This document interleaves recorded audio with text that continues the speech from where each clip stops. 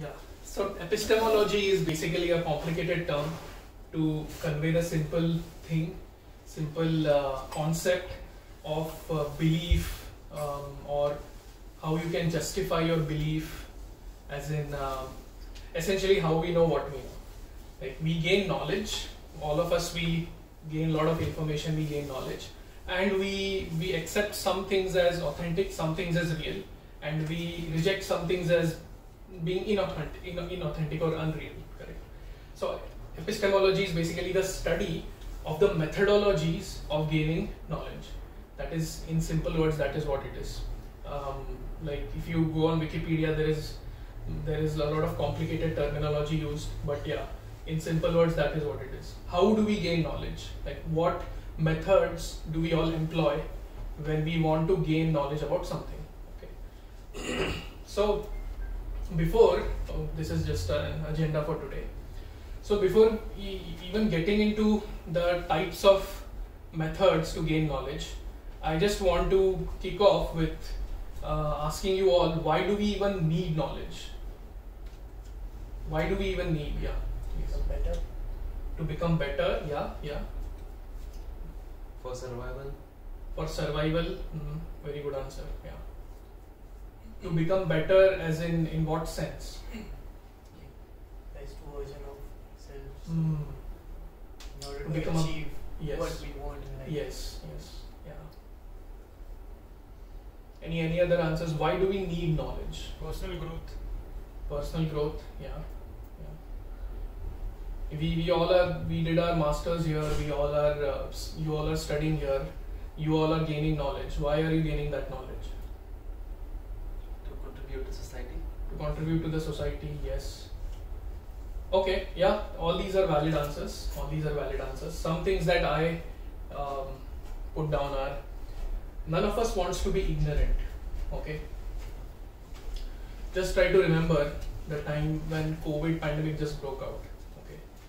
And then in the very beginning stages, none of us knew, or very few of us knew what COVID is, how it spreads. Okay. We didn't know any details. We didn't know any kind of precautions that need to be taken. We were kind of in ignorance. We didn't know what COVID is, how it works and stuff, right? So we didn't want to be in that darkness. We looked for sources from where we could get to know about the virus itself, and what precautions, and if there is a vaccine, and what are the what are the symptoms, and etc. all these things. Thank you for the spotlight. So so we don't want to be ignorance, we don't want to be in darkness, we want light. Correct. So that way. So imagine being in a jungle in darkness, you don't know what's going to happen, right? It's a very fearful. So kind of related to that is to deal with the fear of the unknown, right? We need knowledge to deal with the fear of the unknown, right? We don't want to be kept in the dark about anything. Okay. Like typically in your stage of education, one fear of the unknown is jobs and internships, right? I mean, everybody is applying. I myself remember applying to like 100-150 companies for internships, and getting called by none, and eventually I did get one, and luckily. But yeah, so we have this fear of the unknown. Like we have invested a lot of money to come here and to get this education, and then we don't really know whether, like, we have an idea. Yes, if I do this, if I do lead code, if I do, if I practice coding, if I do mock interviews, I will get a job. Okay, but still you don't know for sure. Okay, the market might crash, anything might happen. Okay, or one more thing that you all might face afterwards is H1B. Okay, H1B visa. There is a lottery. That is like a typical example of the fear of the unknown. You don't know if your application is going to get picked. Correct? So we need knowledge. Okay, but unfortunately, in case of H1B, you can't know on what basis it's random. They, from a random pool, they just pick up applications for approval. To increase our comforts, yeah, that is one more way. One more reason we want knowledge. Like all the gadgets that we see around us, those are all, there was a lot of knowledge collection involved in creating those gadgets and creating any comforts around us in general as well. To reduce our sufferings, okay, medical field is all it's the whole purpose of the field of medicine is to reduce suffering because of disease, suffering because of pains, etc., etc. Okay, and then just out of interest, okay, yeah, we are just curious, we just want to know. Yeah, there is no specific purpose, but yeah. One thing though I would like to add is to become better people. Okay, that is again a very important, and very few people do that. Very few people want to gain knowledge to be better persons. Okay, that is a fact that you will see around you on a practical basis, as well as that fact has been corroborated in the Bhagavad Gita as well, where Krishna says out of thousands of people, one person will be interested in knowing about himself, in at least inquiring some higher truths. Okay, who am I? What am I doing here? Things like that. Okay, so yes, that's a very good point. I should add that. Okay, now that we have that background, we kind of have an idea why we gain knowledge. Okay, let's get into the actual topic for today. Okay, in our day-to-day life, how do we accept something as being real, something as being authentic? Any answers? I'll give you an example. That washing machine is white in color. How do we accept that it is white in color? See. Sorry? Because we know what the color white is. You know what the color white is, and you see that, okay, that is white. Okay, and that's why you know. So yes, that is one way. What are other ways through which we kind of try to gain knowledge, or we try to make sense of things? Through our senses. Yeah, through our senses is, again, eyes is one of our senses. So that is one category, like direct sense perception. So not only eyes, but eyes, nose, ears, touch, and tongue, taste, right? All these five, these are direct sensory inputs. That is one way we gain knowledge, right? We taste something, it tastes spicy, and that's how we come to know. We have experienced it directly. Okay. One more very important, let's say,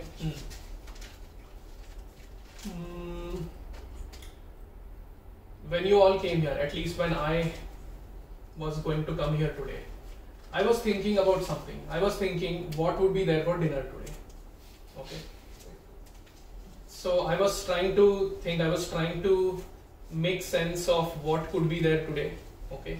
So I was trying to guess. Okay. I was trying to, okay, today there might be this. I'll not share you what is there because I saw what was there, but I'll not share with you. But yeah, so what am I trying to do here? I'm trying to guess. I'm trying to infer. Okay, I called up Professor Ashwin, and then based on what he told me, I tried to infer. Okay, what could be there for dinner today? Okay, this is a very crude example. Or something like you hear a neighbor, you hear some yelling next door, and then you start wondering, okay, what could have happened? Now you are hearing it, so that is like the direct sensory input through your ears. You're hearing that sound, and now you're trying to make sense of it. Okay, what could it be? Okay, is the couple next door fighting? Okay, or what could it be? Oh, might be that they are actors and they are preparing for a drama, something like that. Okay, and then when you actually go and see, it might just be a TV show that's going on. Okay, so you're trying to guess. Okay, you're trying to infer, and this way of gaining knowledge, of making sense of things, is actually used a lot in the scientific world. We'll see how. Okay, and the third one, another one which is considered as the most easiest, the easiest and the most reliable method is the third one that we'll see as we go ahead. Okay, so direct perception. Okay, pratyaksha. So this term praman in Sanskrit means essentially proof. Okay, praman means proof. So, and pratyaksha praman means direct proof. Anybody Marathi here? Marathi. Okay, Marathi. You know what pratyaksha means, right? So pratyaksha in Sanskrit as well as in Marathi means directly seeing something. Okay, it's pratyaksha. So Pratyaksha Praman is when we consider our direct sensory input as proof. Okay, I see that as white. I accept that it is white. Okay. So the narrative in direct perception is that I will accept something only after I see or feel or experience it. Okay, and then what are the inputs? Those are our sensory inputs: sight, sound, smell, touch, taste. Okay, that's how we define something as being real. Now, there are some exceptions here.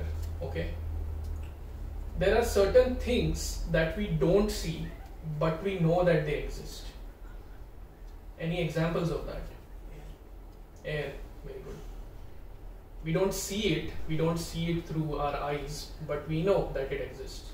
We do experience it through our like touch, because we feel air, but yeah, we don't necessarily see air, but we know it's there. Correct? Yeah. Any other examples? Energy is one. Yeah, very good. Emotions. Yeah, very nice answer.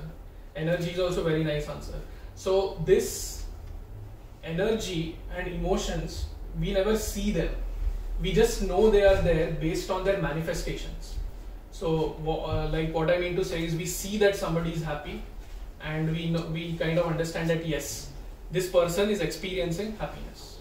Okay, but if I had to ask you, have you seen happiness? Like, have you seen that entity called happiness? No, we don't have an answer, because that is subtle. Okay, we can't see. Energy is one more thing. Energy is similar.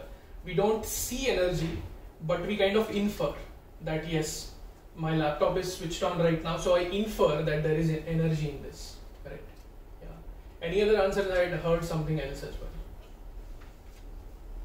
Things that we don't see but we believe, like energy. One thing related to energy is electrons, right? We haven't seen electrons. Okay, and even if you want to see electrons, it's not an easy thing. You have to do years of study in quantum mechanics and whatnot, and then you have to first understand what an electron is, and then you will be able to see an electron. Right?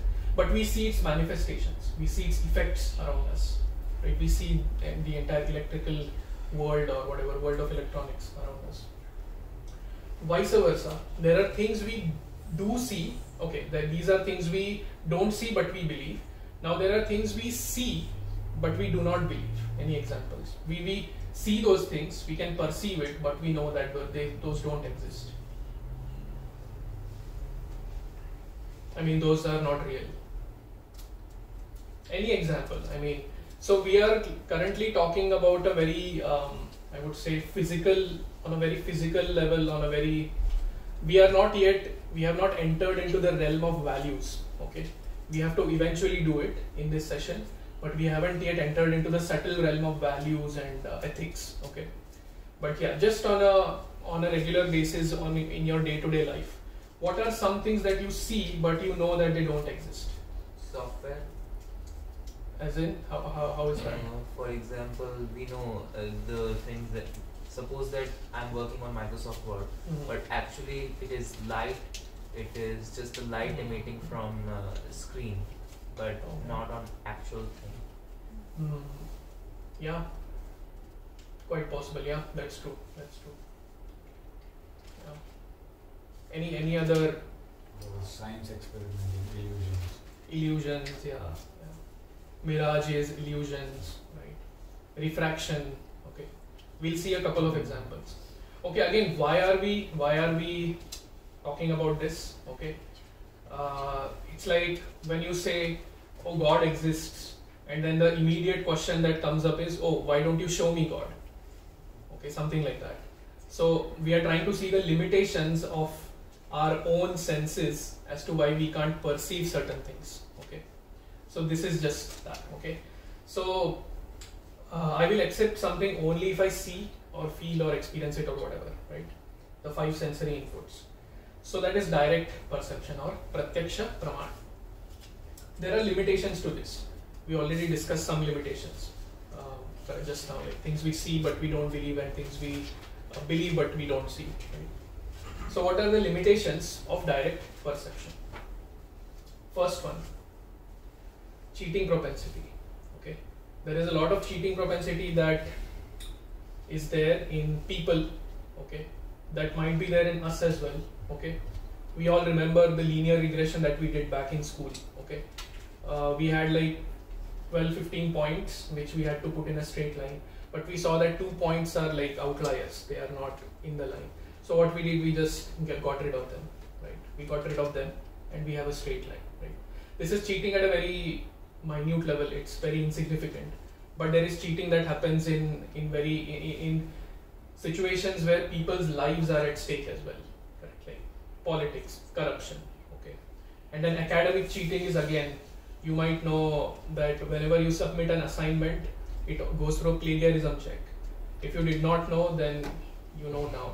Okay, so right, so academic cheating is again prohibited. It's not something. So cheating propensity is there, right? And even in the scientific world, so this was a Piltdown man hoax.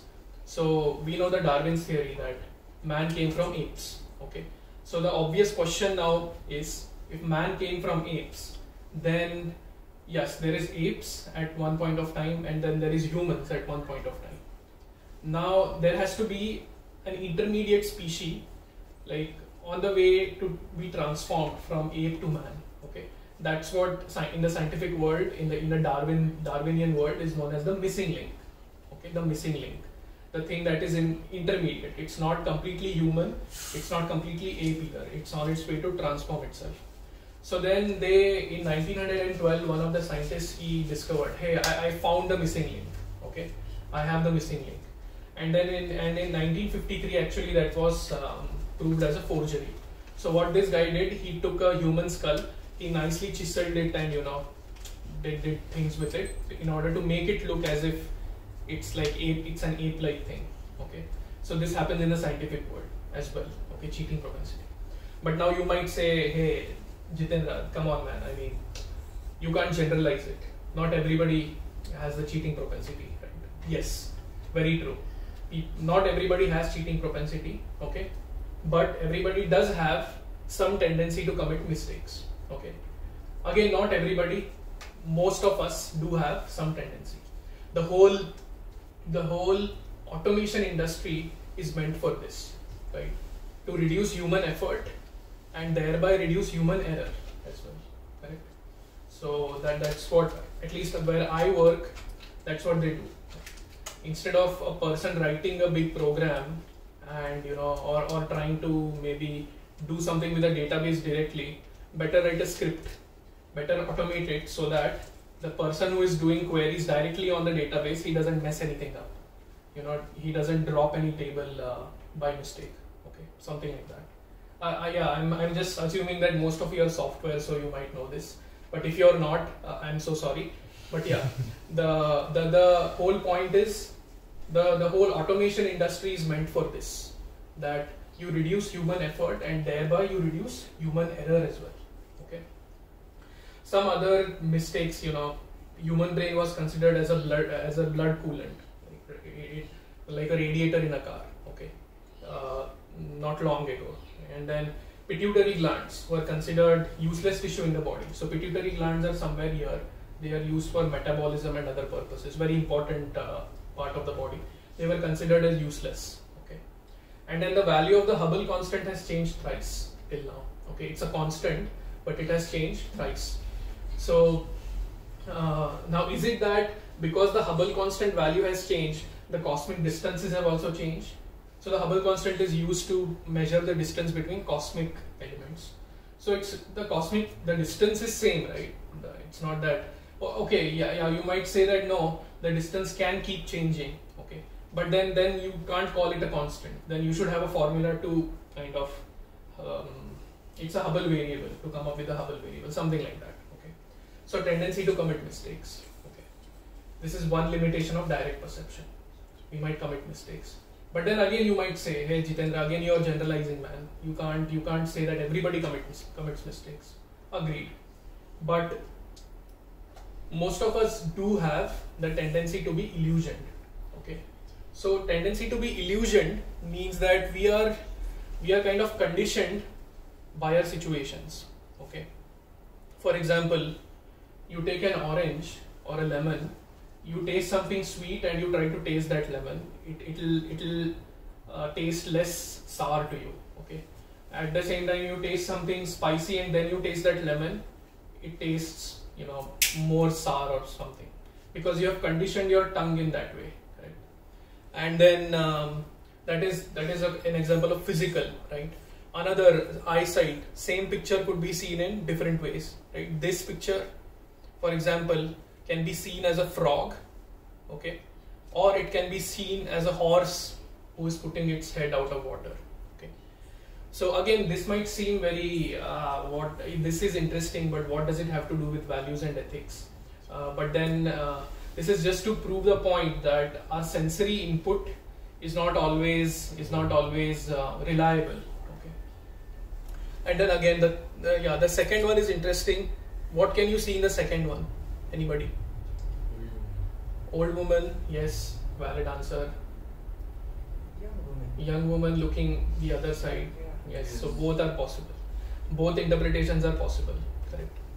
And then the third one again, you know, it's either a chessboard wala thing or two people, silhouettes of two people looking at each other. So tendency to be illusion, but you might say no.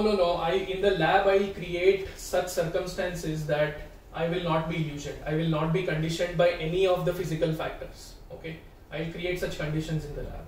Okay, so you can't generalize this, Jitendra. Okay, you're talking nonsense here. Okay, then what? But everybody, now this factor applies to everybody. Nobody is an exception to this. Imperfect senses. Okay, we are like, for example, our eyes cannot see beyond like 400 to 700 micron or something. Our ears cannot hear beyond 20 hertz and 20 kilohertz or something like that, correct? So we don't have that ability. Of course, we might design instruments to kind of take that, like frequency modulation is one example, right? Frequency modulation, amplitude modulation. You take that frequency or amplitude on the source, you modulate it, so it goes into the air as waves. That is beyond your perception. But on the receiving end, you again demodulate it. I hope I'm using the correct terms, and then you bring it within your range of perception. Okay, but then there is a limitation with that as well. We'll see what. Okay, so we have limited eyesight, we have limited hearing abilities, and so on. Refraction, okay, mirages. We see that these things, like we perceive these things, but we know they are not real. In the second image, like we see, it seems as if the tracks are going and converging somewhere ahead, but they are actually not. We know that they are not converging. Okay, so this is one limitation with imperfect senses. So somebody might say that, hey, no, we have all our microscopes, telescopes, and stuff like that. I mentioned about frequency modulation, amplitude modulation. We can, using instruments, bring down something within our range of perception, and we can perceive it. Okay, but there is a very basic caveat in that. Okay, so this is what Nobel laureate in physics Eugene Wigner points out. Even if we photograph the stars, we must eventually take in by our senses what the photograph shows. Furthermore, without our senses, we could not handle a photographic camera. Clearly, all knowledge comes to us ultimately through our senses. So this is how the limitation of our senses kind of inevitably comes into our results as well. Okay. So these four limitations of direct perception are present in all humans. Okay, and none of us are exceptions to this, including the scientific world. Okay. Again, this is not we are not bashing the scientific world. I mean, I myself, I'm a beneficiary of the advantages of the scientific world.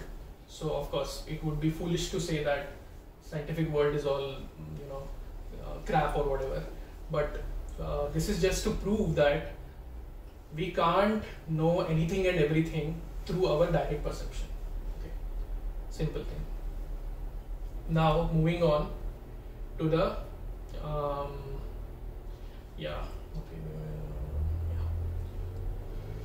next, hypothesis. Okay, I told you about guesswork. We make theories and stuff like that. So this is the second way of gaining knowledge. Anuman Praman. Anuman is another Sanskrit term which means guesswork, to infer something. Okay, to guess something or to create theories. Okay. So Anuman Praman, what is Anuman Praman? The narrative is based on what I know, it might have been like this, or it is going to be like this, something like that. So yeah, I already mentioned the example of the neighbor's apartment. Some examples. Okay, we build what we know by creating theories or hypotheses. Okay, for example, the Big Bang theory. Okay, now scientists have proved in some way that the universes are expanding. Okay, our universe is expanding constantly. Okay, so what the Big Bang theory is, the speculation here is, okay, if you have the time, like time on the x-axis and the size on the y-axis, and if you're going this makes sense to you. If you're going in the positive direction of time, then universe is expanding. Agreed. Now the speculation is, if you go back in time, and you will reach a point t equal to 0. Okay. At that point, you have a point which is infinite mass, infinite density, 0 volume, and then suddenly one day a big bang happened, and that's how all of the things that we see around us, the universe, started. Okay, this is a Big Bang theory. Again, these are just theories; they are not accepted by mainstream scientists completely, because there are many obvious questions that come up with Big Bang theory. Is one of the questions is, how can an explosion create something which is orderly? Okay, things around us are orderly. When we do research papers, we prove things mathematically, and we try to prove things mathematically. We have an implicit assumption that there is an order in the world around us. Correct? So how can an explosion end up creating order in the world? Okay, that is not what definition we have seen of an explosion. Okay, something like that. And then some might say that no, that is still possible, this is a special kind of explosion and things like that. Another question is, if there was an explosion, then who triggered that explosion? Because you need to trigger that explosion, something like that. Okay. So there are many such questions, and then these theories are not accepted in the mainstream science as well. Okay. Evolution is another, Charles Darwin's famous theory. We came from apes. Okay. So this is what Charles Darwin writes in Origin of Species. I am a firm believer that without speculation there is no good and original observation. After 5 years' work, I allowed myself to speculate on the subject and drew up short notes. These I enlarged in 1844 into a sketch of the conclusions which seemed to me probable. Okay, ऐसा हो सकता था. Okay, ऐसा हो सकता है. Okay, मेरे पास fossils है, मेरे पास सब है. और मैं बना रहा हूँ बैठ के, ये ऐसा हुआ, ये वैसा हुआ. Okay, could have been like that. Okay, this is what Darwin himself is accepting here. So yeah, this is a typical example of hypothesis. Like, these are like very huge hypotheses. Okay. Any questions? I've been blabbering since a long time. Okay. So we'll see limitations of hypothesis. Okay, let me put this to you. Any limitations of hypothesis? Any limitations of guesswork? I know one limitation of guesswork. We are assuming and we don't know whether it's right or not. Yes. And that's why I ended up in VIT Pune when I wanted to go to some IIT. So, I tried to guess something, it went wrong. So, yeah. Yes. We can go wrong, right? A guess for you might be right, might be wrong for another person. Yeah, that's true. Relativism. Yeah. Yes. So good. Yeah. Let's see limitations of hypothesis. So we create our guesses, we create our hypothesis based on what we know, based on what we have gained through our sensory input. And because our sensory input themselves are limited, themselves are incomplete, as we saw before. So the guesswork that we do based on those would also be insufficient, would have some flaws in them. Okay, that is one limitation. Another very important limitation, this is more of a disadvantage than a limitation. Mistakes can be really costly. Okay, ठीक है, Big Bang theory I can agree, Darwin's theory I can agree. Darwin's theory and Big Bang theory, it doesn't have like Repercussions. and yeah, it doesn't have repercussions. Yeah, that's the word. It doesn't have repercussions on the lives of people, correct? But when it comes to the lives of people, if we start guessing too many things, it becomes very problematic. Okay, and these are some examples. The bubonic plague. When the bubonic plague hit, the science people at that time thought that okay, this plague is due to cats. Okay, so they shot down all the cats. Okay, and then later on they realized that it is actually due to rats, and then they were in a very helpless situation that time. Okay, so yes, when there are repercussions, guesswork is very dangerous.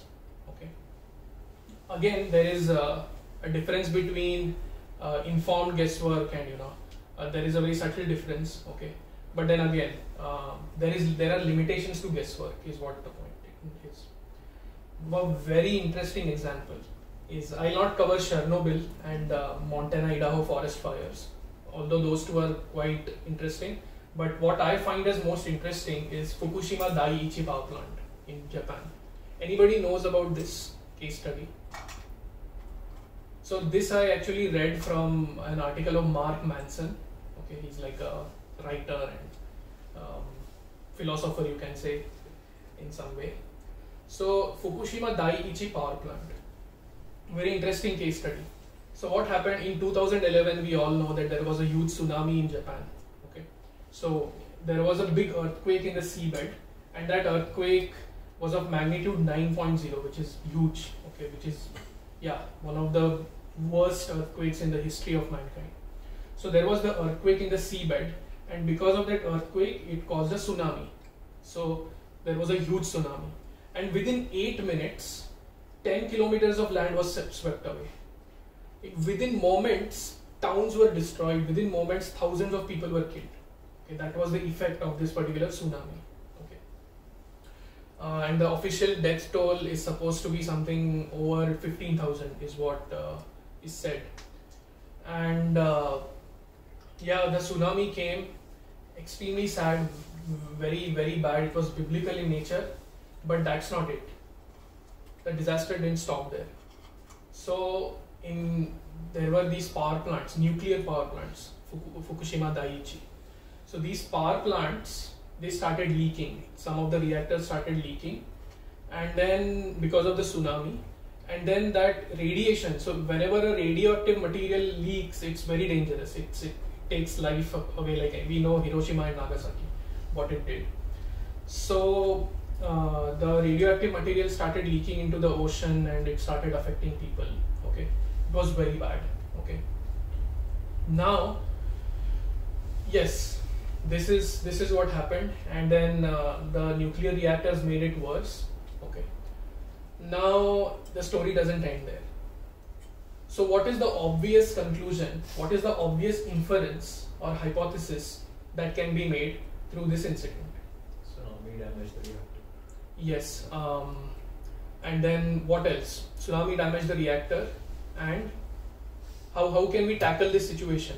Maybe that's Shut down the plant. exactly, that's what they did.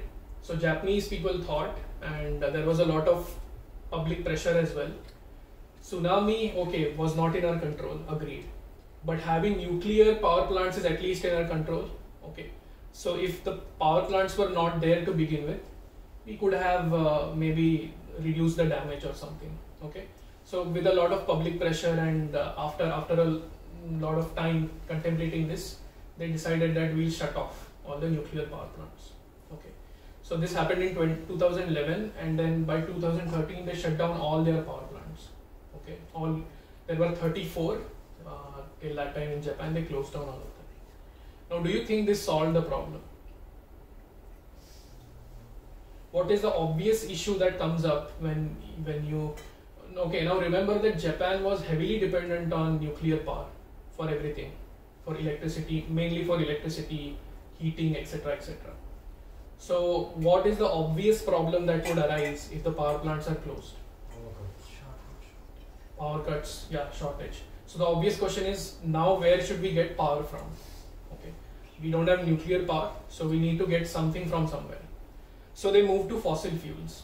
Okay, they said, okay, we'll dig up coal mines, we'll set up coal plants, and we'll try to fulfill that deficiency. Then they started doing that.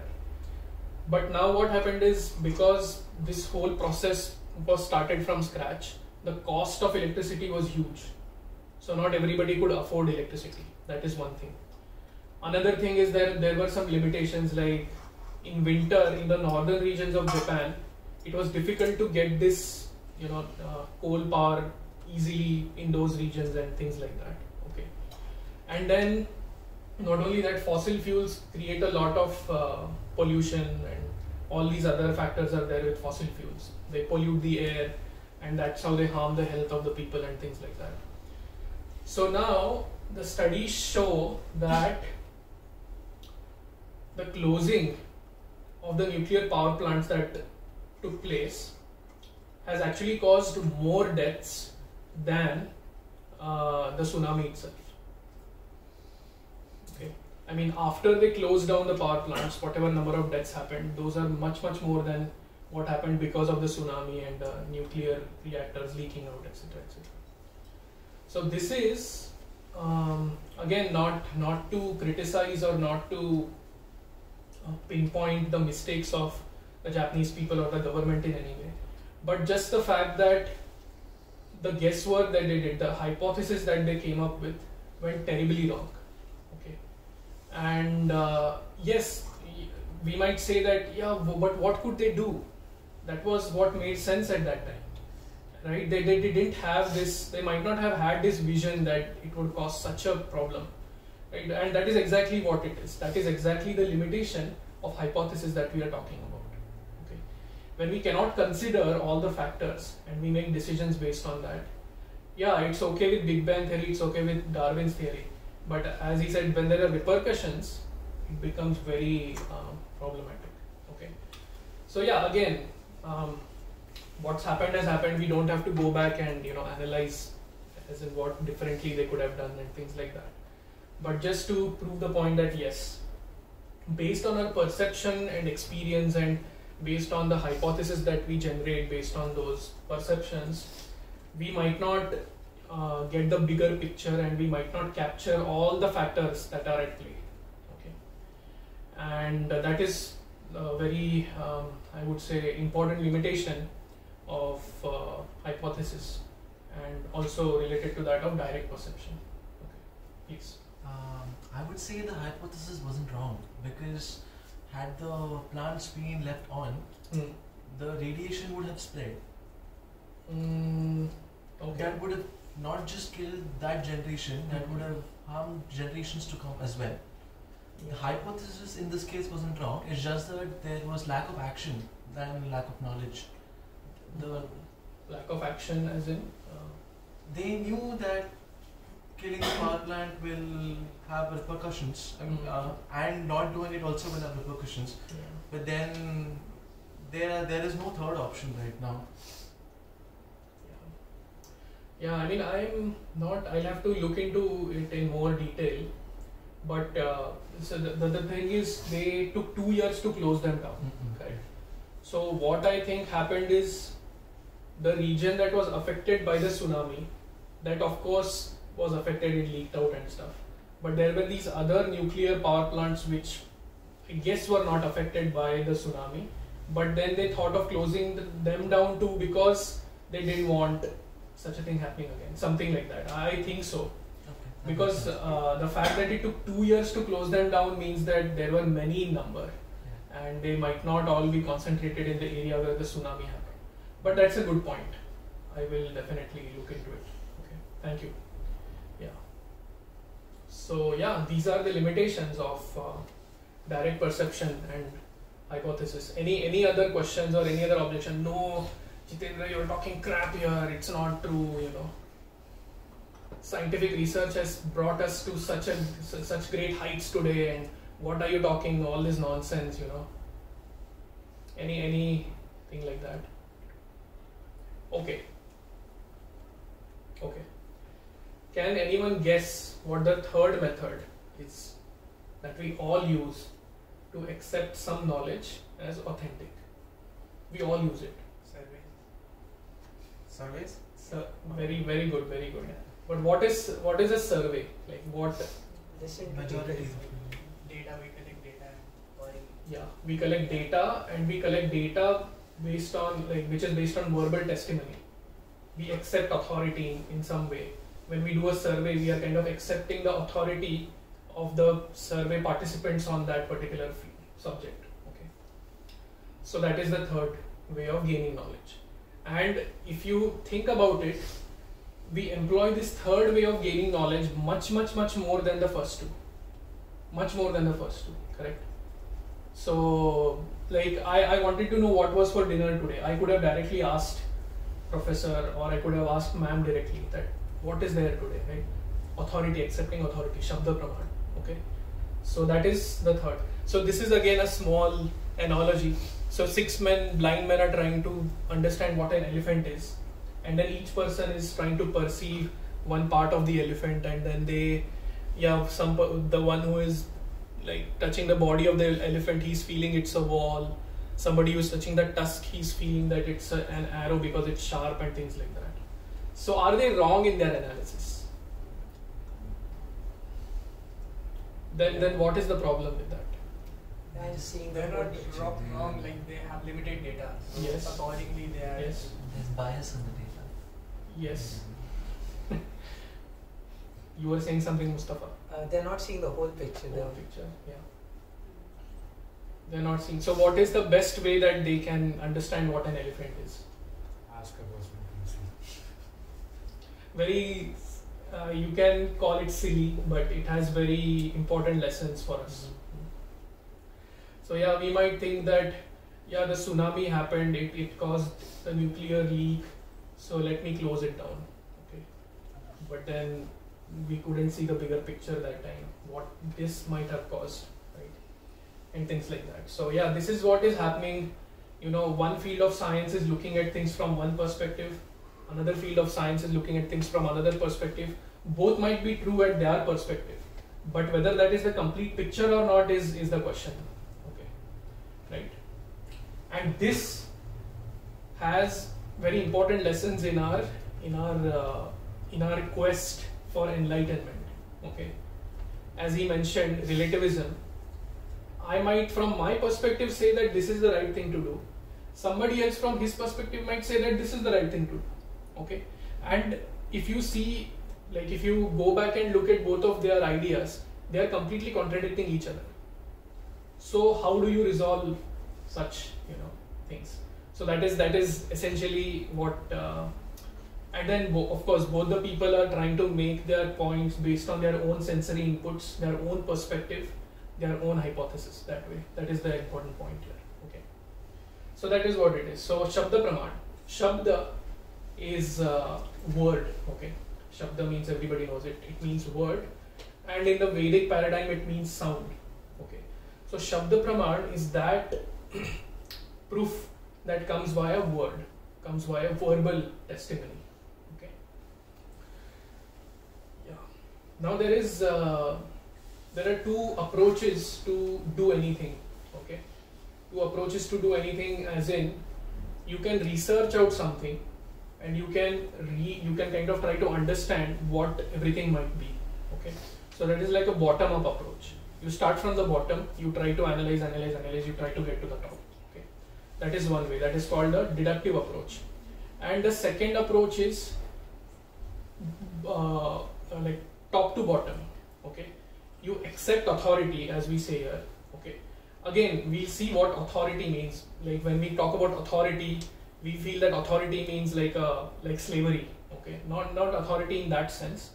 Like for example, very simple example of authority is or faith. Okay, this is actually very much connected to faith. When you book, yeah, you put faith in the books, something like that.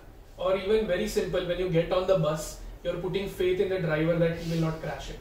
Okay, and actually this has happened in Pune, where I come from. One day, I remember I was in my first year of engineering. There was this bus driver, he went crazy, and then he just started, like at full speed, he just started his bus. Anybody who came in the way, finished. He killed 8 people like that. Okay. So and it so happened that was the time when I heard about this, like Shabda Praman, putting faith in somebody, accepting the authority of somebody. And then I started thinking, wow, even when I get onto a bus, I'm actually putting faith on the driver that he'll not do such a crazy thing that this guy did. Correct. So very, very simple example. So Shabda Praman, accepting authority, putting faith, okay, verbal testimony. I want to buy shoes, and I was looking into what are good running shoes and things like that. Okay. So that is, I'm trying to get the verbal testimony of people. I'm trying to get the reviews of people maybe on Amazon, and I'm trying to make a decision based on that. Okay. So the narrative here is, if I want to know something, I will approach someone who is an expert in that field. Okay. And yeah, if we think deeply enough, we are accepting authority or putting faith in someone at every step. Okay.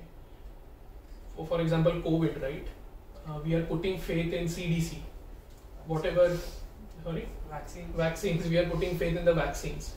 When we take a vaccine, we are saying that, okay, I'm putting faith on Pfizer, that they have created a good vaccine and it will save me from COVID. Okay, we are accepting authority, and then you all are accepting authority of your university, right? You're putting faith in the university. Do you have the degree yet? You don't have a degree, but you kind of know based on verbal testimony that yes, NYU is a good university.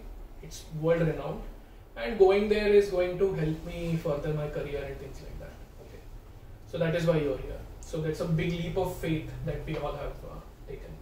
PhD guides, okay. PhD guides is another example where you put faith in the guide that okay, he will lead me to get a PhD, something like that. So yeah, we are accepting authority. We are putting faith at every step. Okay. So according to Eastern spirituality, this is the easiest and most reliable method. So why easiest? Because you are not depending on your direct perception. Like you're not doing it's easier to just accept an expert rather than trying to figure it out myself. Okay, I can, if you say that okay, I want to figure out programming by myself. Okay, can we do it theoretically? We might be able to do it maybe after, I don't know, even one lifetime would be enough for it. I don't know. But what do we do? The easiest way is we accept authority. We what was that book? C programming. That guy. Let us see. Everybody, I know.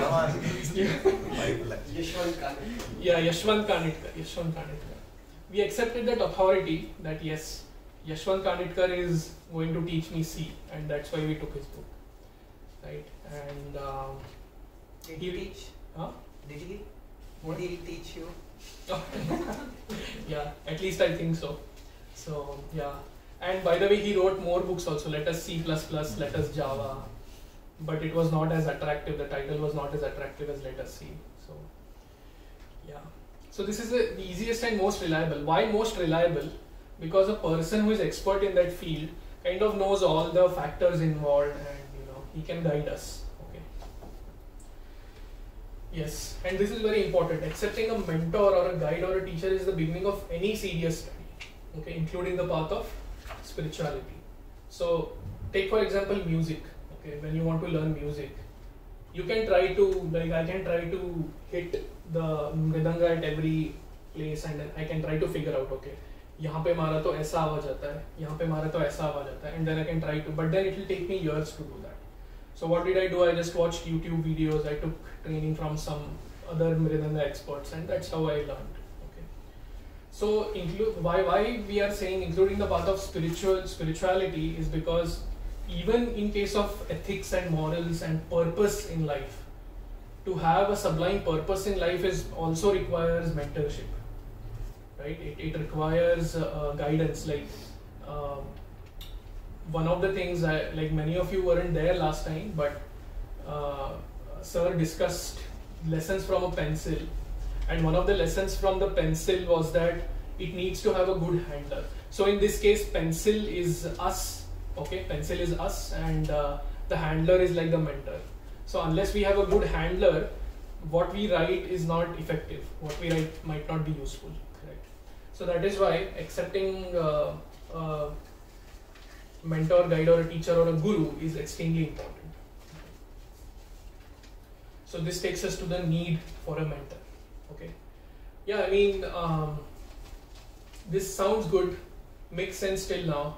And to get a mentor in terms of our professional careers, for someone to teach us some programming language is good. Like by coming to the university, we are all accepting some teachers and guides, correct? So it is easy to find somebody who can guide us in the material aspects of life. But when it comes to things like how should I live my life, what values should I follow in life, okay, how is this circumstance going to affect me, how should I behave in this particular situation in my life, you know, such things are very important. And these things are what will ultimately bring us fulfillment and happiness, rather than the external accomplishments that we might get. Okay, so it's important that we have a mentor in these things too. Okay, yeah, if we want to make substantial progress, we need to have a mentor. So all successful people in the world have had some kind of guru. Okay, some kind of business guru, or Sachin Tendulkar, even like. He's retired now, but he has utmost respect for his coach, who guided him in his very early days of cricket. Okay, so yeah, many successful people they have, most of them. Now this is very interesting. Bhagavad Gita. Arjuna, we all have a gist of the Bhagavad Gita. Like at the beginning of the Kurukshetra war, Arjuna saw that his relatives are, before him, and they are opposing him. They want to fight. Now Arjuna had a dilemma what to do. Okay, they are my relatives, but then I have the duty as a warrior and I have to kill them now. Okay. So then if you read the Gita, the first chapter, you will see that Arjuna, he tried to come up with a lot of hypotheses. He had a lot of knowledge. Okay, he was a great warrior and he was very well educated. Based on that knowledge, he started reasoning out, okay, if I fight, then this will happen. That thing will lead to something else. That thing will lead to something else, and so on. And finally, the whole kingdom will be destroyed. So he started hypothesizing like this. He started making inferences. Okay, and then finally, when he understood that none of this is going to help him, none of this is going to help him resolve his dilemma. Okay, none of this whole analysis that he did, he understood that none of that is going to help him. That's when he went for Shabda Praman. He went for accepting authority, and that's when he accepted Krishna as his guru. And that's what 2.7 Gita says. Shishyasteham sadhi mam tvam prapannam. Arjuna literally uses the word Shishyas, like he's saying that now I'm a surrendered disciple, please guide me, O Krishna. This is what Arjuna says. So Arjuna is like the best example of choosing Shabda over our own hypothesis. And this is a dilemma that Arjuna had this dilemma and his dilemma was, it had such a great impact. I mean, it would lead to the killing of so many people, right? It would lead to so much bloodshed, right? So, just like Arjuna, we also have many ethical dilemmas in life, okay? So at that time, we need a mentor, we need a guide. So somebody had raised a question last time, for Arjuna there was Krishna, but who is there for us? We don't have Krishna before us. So we'll hold on to that question for now. We'll discuss it next time when we discuss this topic about gaining knowledge. Okay. And with a mentor comes the role of faith. Okay, because when you accept a mentor, you're putting faith in that mentor. Okay. So yeah, with faith, the transmission of knowledge can be seamless. Okay. Imagine you're going to your class tomorrow. Of course, tomorrow is Sunday. I hope you don't have classes. But on Monday, when you go for your classes, your professor says something, and then you start doubting it, whether this is true or not. Okay. The professor says another example, another thing, then you again start doubting that as well. Is this guy really doing the right thing? Is he giving me the correct knowledge? Okay, you're always doubting. Okay. So when there is a lot of doubt at every step, there is no flow of knowledge. I mean, there is flow of knowledge, but that flow of knowledge is very, much resisted. And but when there is faith, when you accept the authority of your professor, that is when you can keep getting knowledge smoothly. Okay.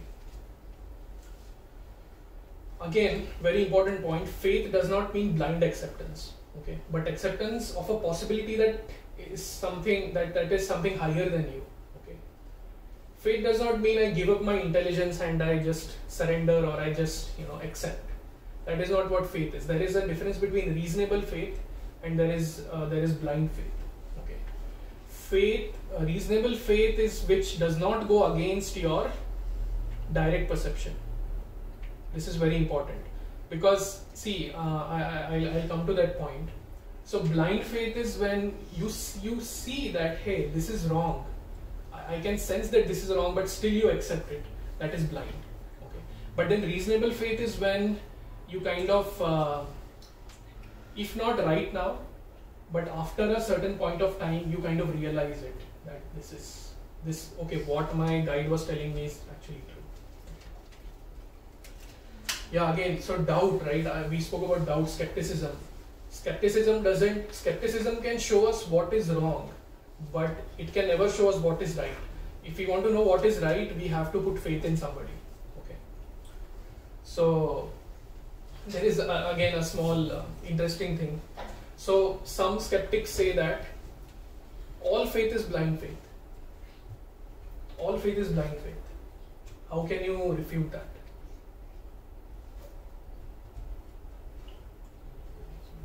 All faith is blind faith. You say I have faith in my mother, they'll say that is blind faith. Past experiences, like you experience that these people have not damaged me before or done something wrong, so you have. Yeah, but then how do you know that? So they'll ask you, I'm doing a devil's advocate here. They'll ask you, how do you know that they will not do anything in the future? Can you guarantee like that? They'll ask. So all faith is blind faith. This is what they say. Simple refutation. Saying that all faith is blind faith is also blind faith. Right? If you think about it. Because they are having a blind faith in the notion that all faith is blind faith. Correct? They are not making any reasoning there. Faith, blind faith. Faith, blind faith. Everything is blind faith. So that is actually blind faith. Okay. So anyway, we need to understand there is reasonable faith, there is blind faith and differences. Okay. So yes, faith is actually a bridge that takes you from where you are to where you want to be. Okay.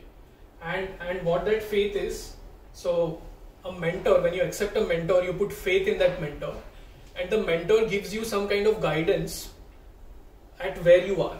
Okay, he says that okay, you do these things and that will get you to your destination. Okay.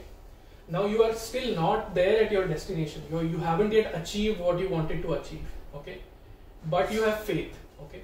And then based on that faith, you keep acting according to the guidance of your mentor, and then one day you will see that you have achieved what you wanted to, like that. So that is guidance of a mentor. So faith acts as the bridge between external instruction and internal realization. Okay. Can you say that again? So faith acts as a bridge between external instruction, which is coming from your mentor, to internal realization that yes, I got some external instruction. This statement is more from the perspective of values. Okay, I get some external instruction that you should be like this, you should be like this, and then after when I keep practicing that, then I realize that yes, that is actually giving me internal satisfaction.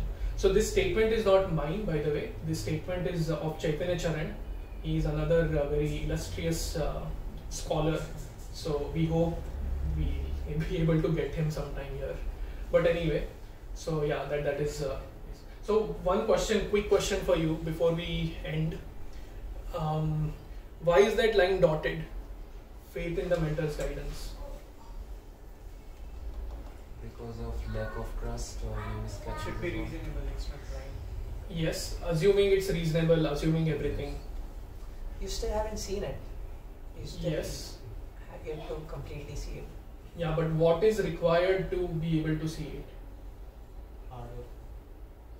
Related to that, Action. action. So faith plus action, again this is just I did for fun. Yeah. So I mean, of course in our discussion we did implicitly assume that faith means I will act according to the instructions, but yeah. So faith plus action is what will bring us to our destination.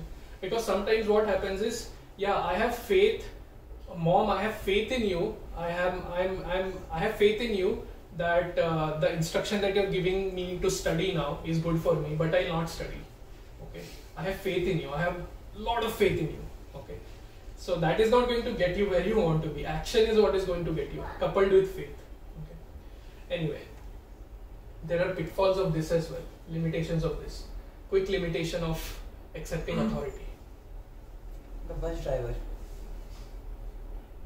You don't know whether the person you're accepting authority from is a genuine person or not. You might not know that, or that person might be just out to exploit you, something like that, correct? Cheat you or something like that. Okay. Another important point is the knowledge that the authority is giving us, that our mentor is giving us. If that knowledge itself has come from his direct perception and hypothesis, then it will be flawed. Okay, that way. These are. Think about it. At one point, everything has been direct perception. Who is the ultimate source? Ultimate is direct perception. Yeah, but then at your situation, that direct perception might not be possible. That is where the question comes, right? I mean, can you elaborate on? No, my question is, if you say the authority is your direct authority is via his own direct perception. Maybe his authority is like ultimately it's direct perception. Not entirely true. That is the point here. That is the crux of this whole discussion. But because of shortage of time, we will not get into that, because that itself is a huge discussion. So that is the question with which we will end this session. Yeah. So it is extremely important who we accept as an authority. So this is the question that I want to leave all of you with today. Is there any source of knowledge that is free from the defects and limitations which is inherent in humans? This is the question. And to answer your question, if you find that particular source, then your limitation thing ends. Yeah. Correct? Because if knowledge is coming from that source to you, then you can rest assured that this is genuine. Okay. So, but I'll not answer that now. Okay. We'll keep this for the next time when we discuss this. Okay. Yes, activity time. I have a quick activity. So ultimately, we want to be good engineers. We want to be good professionals, and but at the same time we want to be good human beings as well. So, and what makes us good human beings are values. Okay, so there are certain values I have listed there, and so I'll pass this out to everybody. You can take one. And so what you have to do is the first column is the value. Okay, and the next two columns are like one column is direct perception, second is guesswork, and third is parents, guide, mentor, etc. Okay, and those are like the sources. Okay, so what you have to do is, this is only for you, pens as well. So you can list out, if you want all the values here, or if there is some value that really reflects with you, that really, you feel connected to that value, then you can write down that value in the first column, and then you can tick which column. Like if, for example, let's say selflessness. Okay, so write down selflessness here and try to think, where did you learn selflessness? Did you learn it via direct experience? Did you learn it via guesswork, or did you learn it through somebody, through some authority? Okay, so like, and you just tick that column. Okay, so write down the values, and then you can tick that column which indicates the first time ever when you learned about that value. How did you learn it? Did you learn it by direct experience? Did you learn it because somebody told you, or did you learn it via guesswork? So you get what we are trying to do, the 3 ways of gaining knowledge that we discussed. So we are trying to bring in values into it now, and then we are trying to see. So first is Pratyaksha, then Anuman and Shabda. So we'll give it a few minutes, and yeah.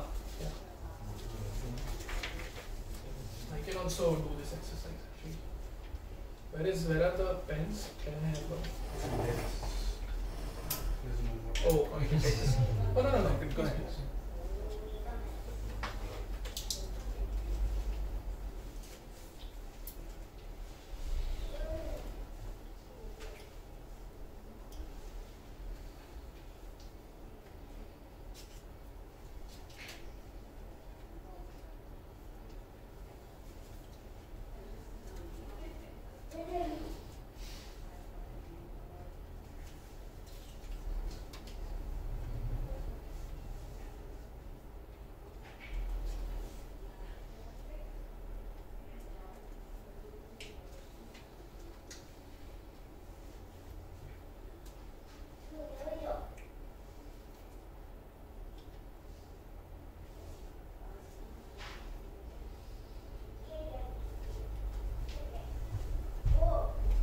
And your values don't have to be limited to what's here.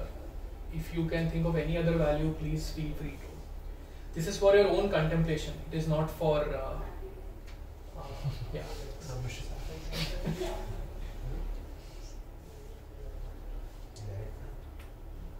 So again, like there will be some things that you might have gotten it initially from someone, but then later on you had a direct perception that yes, this works. For example, let's see, forgiveness, right? So forgiveness, you might have forgiven somebody. That's how you kind of experienced the beauty of forgiveness directly. But then you might have heard it somewhere before for the first time. Somebody told you that forgiveness is good. That is why you went and forgave somebody. So that way. So first time where you learned about that value, that's what you need to take.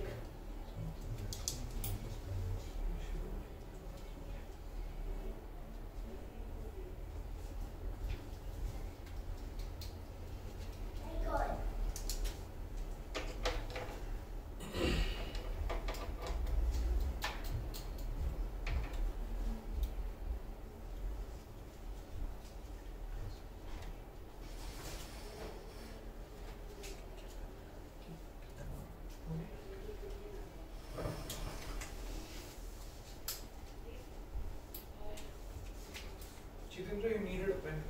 I got it. So sorry That's okay. Over- We have Q&A, question answers. Okay. Yeah, we can have discussions and till they set up.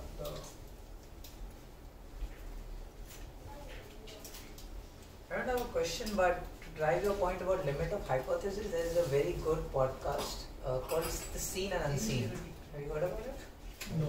It's, I forget the name who it is, but it's a wonderful one where the guy talks about a lot of policies that were made. For example, one of the policies in Mumbai for a long time was that no building should be more than some floors, right? So what the hypothesis was that if there's a lot of people in a small place, then that would lead to a lot of plumbing issues and logistics issues. And then they limited the floor space index, right? So that caused a lot of prices. That is why Mumbai has a very high price hike. Yeah. And the second issue is that because of this, there are so many people shifting towards Kalyan or the northern side, Yeah. that now there is commotion because of the traffic, and has caused more pollution and more issues, that we just thinking that we might eliminate it this way. One solution to one problem leads to another, Yeah. often a bigger one. There are like multiple examples of that throughout the whole podcast. It's really interesting. Check it out. Please. So the concept that we need a mentor, Mm-hmm. isn't that itself Shabda Pramana? Why should I take your word that I need a mentor? Is there a need, for example, like in my opinion, some things we learn from experience. We try, we fail, Yeah. we experience it. Is there a necessity to have a mentor, or to learn a particular thing. The concept that we need a mentor itself is Shabda Praman. Is Shabda Praman, yeah. Yeah, I mean, that is Shabda Praman. So, one way that you can conclude that you need a mentor is when, through direct perception, is when we might go into a very bad situation, wouldn't say bad, but we go into a very difficult situation. At that point, we might go for guidance to somebody. We might not go to them because somebody told me, because I am directly perceiving that problem that I am in. That is why I am going. So of course, yeah, you're right in the sense that I am telling you that Shabda Praman is most reliable. That is itself Shabda Praman. Very thoughtful. Yeah, but then you can, like in case of Arjun arrived at the point of Shabda Praman through his own I would say, direct experience. Because he saw that whatever knowledge he had, whatever hypothesis he is making, that is ineffective now, that is insufficient now. So for him, it was directly, he experienced the insufficiency of his own abilities. That's why he went to Krishna. Would you say that is the hierarchy we should follow? Consider your direct knowledge. So, so there is a concept, and then there is a realization of that concept. Yeah. So one way to realize that concept is I'll realize it because somebody is telling me, I accept it and realize it. Another way is I experience it and then realize it. Yeah. So yeah, that is the route that people can take. Okay, but then accepting something again is easy, because then you don't have to wait for that situation to come across.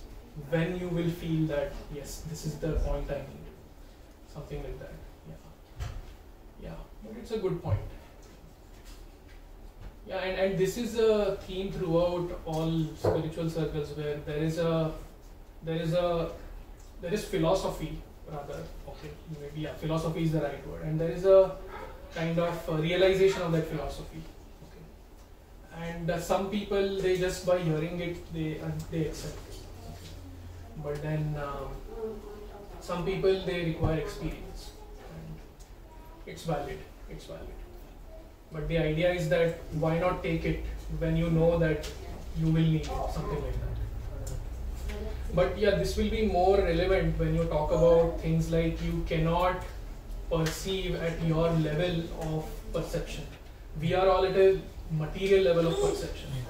And when it comes to a spiritual level of reality, any of our material tools are not going to be sufficient at that time. So, but yeah, your question will, I think it will get answered in our next discussion. Okay. So guys, Prashad is ready, the food is ready. So we'll just sit in a round way so that we can talk and eat. Yeah, if you want to wash your hands, use the restroom. Please use it.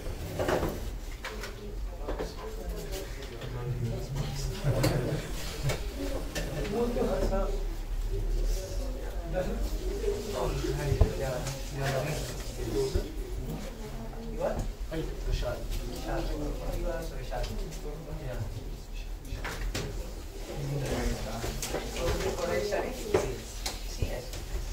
I'm sorry, I am Mustafa. I'm in robotics. Yeah, very good. Who is this? I think I met for sale, but then randomly channel. You can also use the restroom to wash your hands. I didn't have the time to spare. It was a very rushed thing. Because Yes, it we would was. do it in 1 week. Sit. Oh, you are waiting to wash. I'll just take this out. We can start doing it. Where do you stay? On the other side of Prospect Park, so on 4th Avenue. Nice one. Thank you. Thank you so much. 3rd Avenue, 9th Street. I stay on 25th Street, okay, so closer to Sunset Park. Yeah. But are you in the Prospect Park neighborhood? I live there's a